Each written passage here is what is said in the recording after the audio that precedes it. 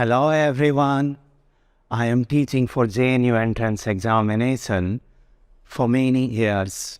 Under my guidance, so many students have been selected in NET JRF Sociology. So many students inquire about how they can ensure Sureshot selection in JRF or CUET PG. Although CUET PG is a new arrangement, last year, first time it was conducted, but JNU taking entrance in objective way for say last 3-4 years. In JNU, my students have scored even rank 1, rank 2 and so many other. Now question is how you can ensure your success in whether it's CUET PG or JRF examination. Many of you have never solved a single objective question in your life because see in the 10th and 12th and your semester examination, mostly it is in subjective format. Don't worry, even you haven't solved a single objective question, I will provide a framework. You can certainly get selected in CUET PG or JRF. After talking to so many students and carefully observing the entire examination process, I have reached to a conclusion that you just need 15 steps or 15-point program to surely succeed in this examination. I call my guidance framework Sure Success 15 Steps for either CUET or JRF. CUET means CUET PG. For CUET UG, it need to slightly modified. I will make some another video about that. So moving forward, the first point which you should be completely focused for CUET or JRF is syllabus. Guys, what is the importance of syllabus? Syllabus make you understand that what all you have to study. It helps you in creating the circumference under which you will do your entire study. You need not to study beyond syllabus for any examination, right? And if you have not downloaded or if you don't have syllabus, the first thing you should do that you should get the syllabus, right? Now come to the second point. Second point is equally important. Second point is, and that is previous year questions. If you do not have previous year question, definitely you will miss what kind of question comes. Just knowing syllabus won't give you idea about the say difficulty level of the questions. By the way, for JRF, so many cycle has already been completed, but CUET PG there has been only one cycle. So what you can do, that you can solve the question with similar level of difficulty, like CUET PG guy can buy a booklet of NET JRF or can download and solve those questions. It will give you a clear clarity what sort of question you should prepare. Now coming to third point, you must be thorough with your basic concept. Many of you who have not done your graduation or 12th in sociology, they fail to grasp the very basic concepts like norms, values, mores, accommodation, acculturation, inculturation, and in examination pressure, you fail to make distinction between these concepts and mark incorrect one. And that silly mistake cost you very dearly because nowadays, whether it is CUET PG or JRF, the cutoff is very high. And to beat high cutoff, you have to either totally eliminate the silly mistakes or you have to do silly mistakes, say bare minimum 1 or 2, right? Now come to fourth point. Fourth point is NCERT Sociology class 11 and 12. Now many of you might say, that sir, I am preparing for MA, CUET and NET JRF with eligibility have MA. So how can NCERT benefit me? Well, my dear students, NCRT is a great treasure. It helps you in so many things. First, NCRT will help those students who are shifting to MA Sociology without being in Sociology in their graduation or say 11, 12. You will get acquainted to very basic concepts. And even when you had your Sociology, say BA Sociology, then you will refresh or you brush up your concepts, right? It will help much more to those students who are in a dilemma that whether to opt sociology or political science or history, because say I'm from engineering or other background and I want to have journey in social sciences and I want to get selected in CUET PG. So once you go through NCRT, you will able to figure out that what you will study in coming years. Whether if you like everything in NCRT or most of thing in NCRT, then you can go for Sociology CUET PG. Many students who are thoroughly confused that which optional they should opt in their civil services or state PCS examination, for them I advise please go through NCRT sociology books and you will figure out whether the content you gel up, whether with the content you gel up or not. If you find content interesting and you are ready to move forward, then here NCRT will keep you signposted. I just discussed benefit of sociology, that it's a very scoring subject in your civil services examination.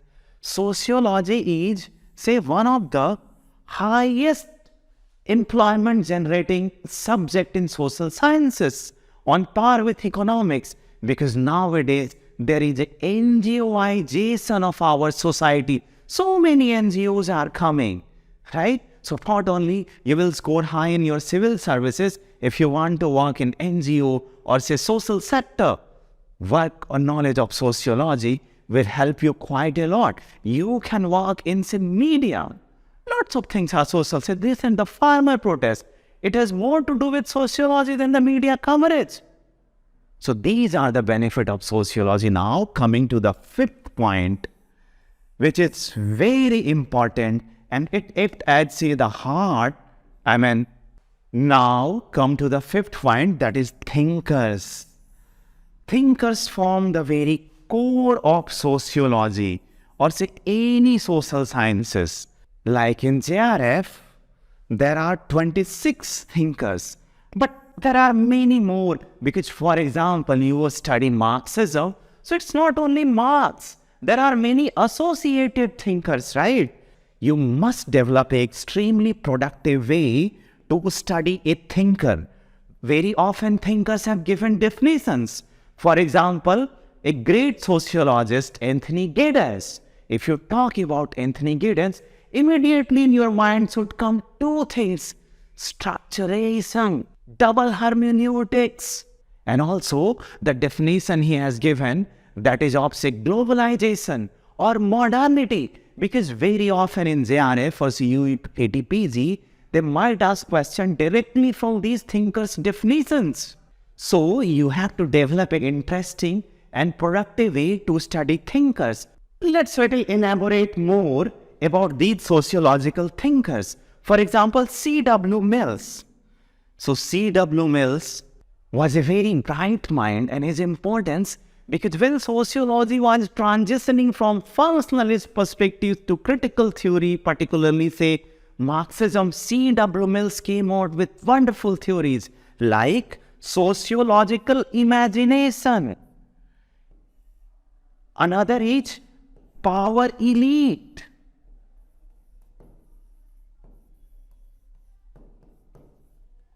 Right? His another theory is white collar worker. So you should know all these things. And you should also know, for example, if he talks about power elite, you should know its backward linkage or historicity.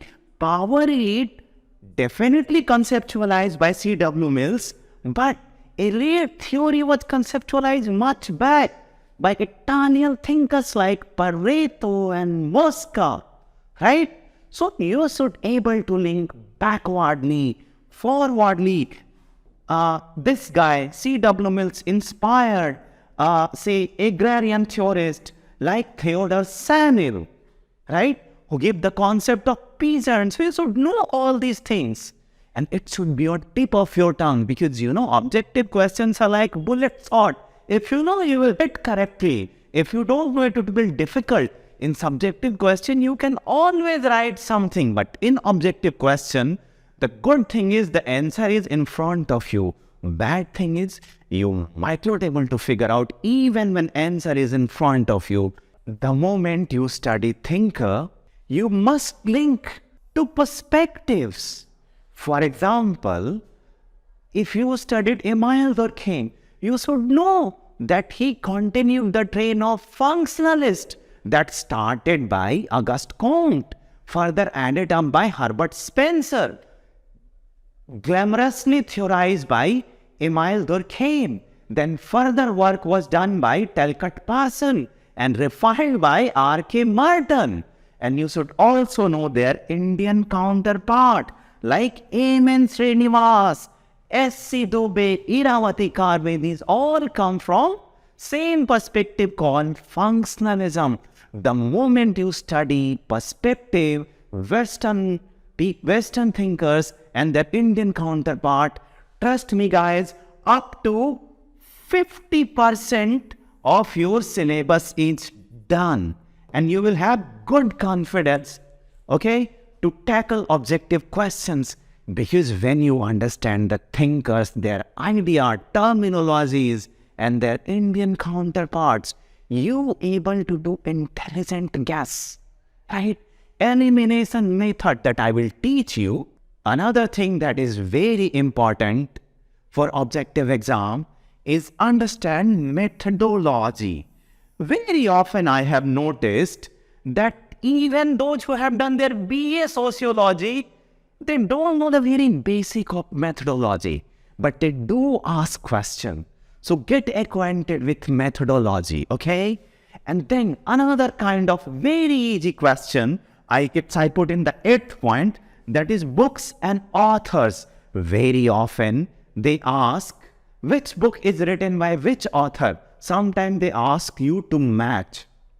In beginning, it might look very easy. For example, Emile Durkheim has written 4 books. All these 4 books would be on the tip of your tongue. His first book was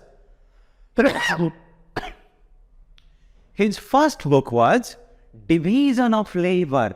Then he came with ROSM, Rules of Sociological Method. Then he came with Suicide, and his last book was Elementary Form of Religious Life. It looks very easy, you all can remember. But when so many thinkers and authors come, it becomes problematic. And sometimes books names are very similar.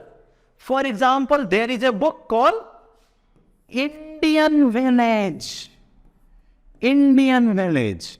That book is written by S.C. Dubey. Right? But there is another book called Village India.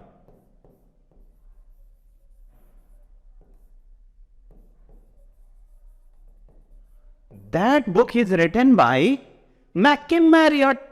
Indian Village and Village India is very similar sounding. Especially during exams, you might make mistake. Things get further complicated. There is another book called India's Village.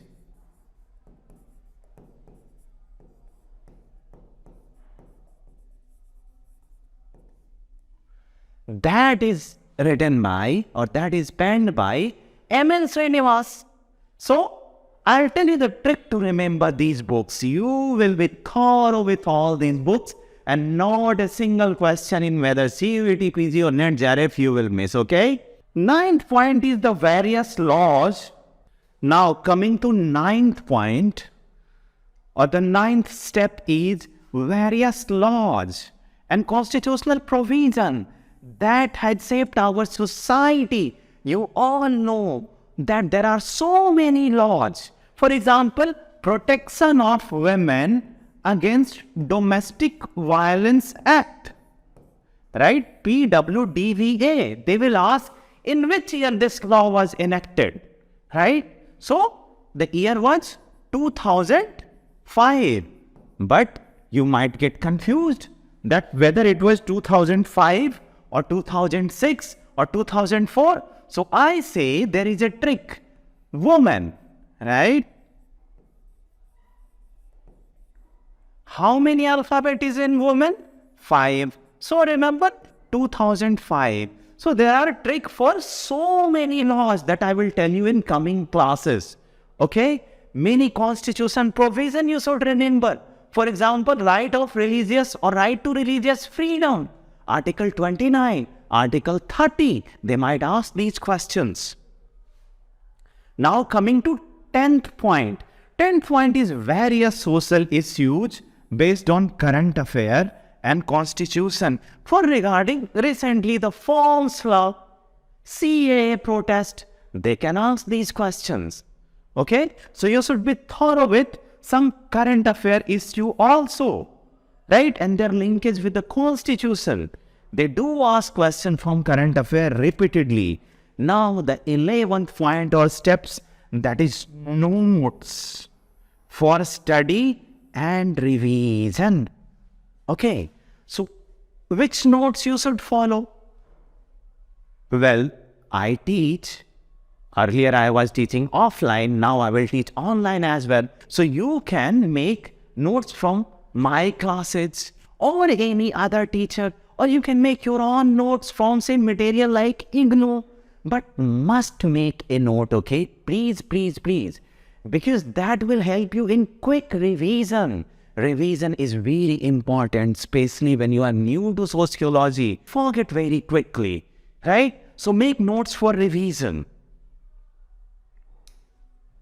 The 12th point is revision itself. So now how to revise? When to revise? Look, revision is a continuous process. Now the 13th point. I consider this point very, very important. Why? Good teacher will make you gel up with the course, with the syllabus. They will provide you all relevant information, which book you need to follow, how to make note. There is a catch. So who are the good teachers? आज के time पे say YouTube और classes are flooded by the teachers.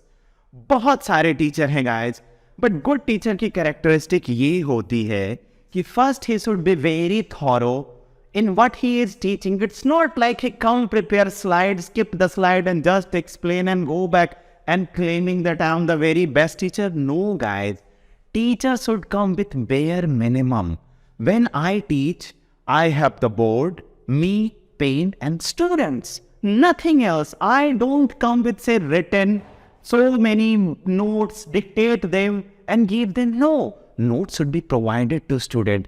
But if a teacher can't grasp that note properly, how can I expect from student to grasp the entire notes and appear in the exam? Another characteristic, figure out the person who is teaching, did he qualify in JRF with good marks?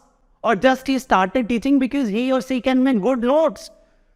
Don't go with those teachers who doesn't have bright academic records. See, I am not saying that every student should come to me, but you must not waste your precious time, especially at a stage of your life where you can transform your academic career. Now come to 14th point, that is motivation, discipline, focus. Many students ask, sir, I am not motivated. Look, motivation is transient.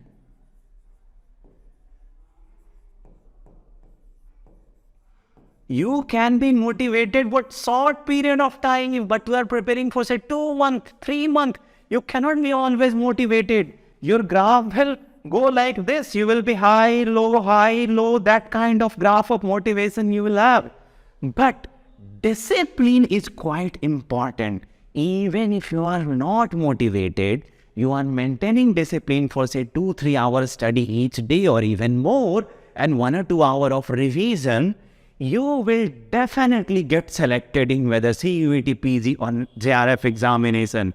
So, motivation is good, but discipline is more important. And little bit, it is also the teacher's duty to keep students motivated or impart discipline to students. Now come to the 15th and the last point, that is aptitude to solve objective questions, right? You must develop the aptitude to tackle an objective question, because within 4 or 5 options, the correct answer is right there. So how to use elimination method?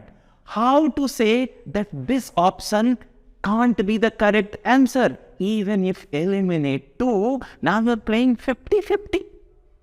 And if you're able to eliminate 3, even if you don't know the correct answer, you reach to the correct answer. So my dear friend, you must develop aptitude to solve objective question. I will guide you in developing aptitude to solve objective questions. This will also help in avoiding silly mistakes.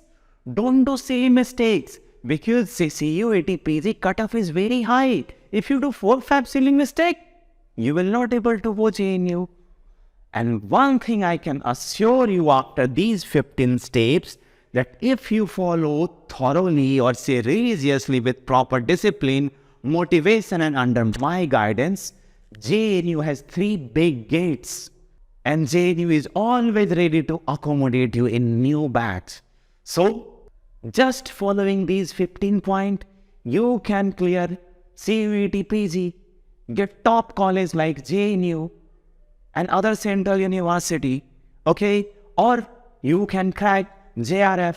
I do believe that you all have benefited by these 15-point guideline of cracking CUET PG or JRF. Thank you so much. Like and subscribe my channel.